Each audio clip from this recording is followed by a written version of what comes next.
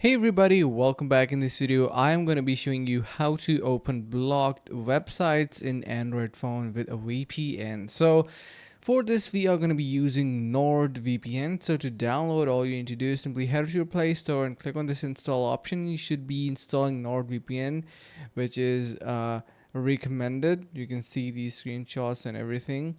So they do have a lot of features in here. Now you can see we have this kind of error showing up in here, and the site is not opening. Once you connect your VPN, so let's just say you install it from your Play Store and you connect it, all you need to do is simply press onto this connect option. You can see if you have pause and disconnect, make sure to click on connect, and then once you open your site, you will be able to see that we are going to be easily able to get access to various sites whatsoever that we would like to access. So use the link in the description below to access NordVPN right away. Thank you so much for watching and see you in the next video.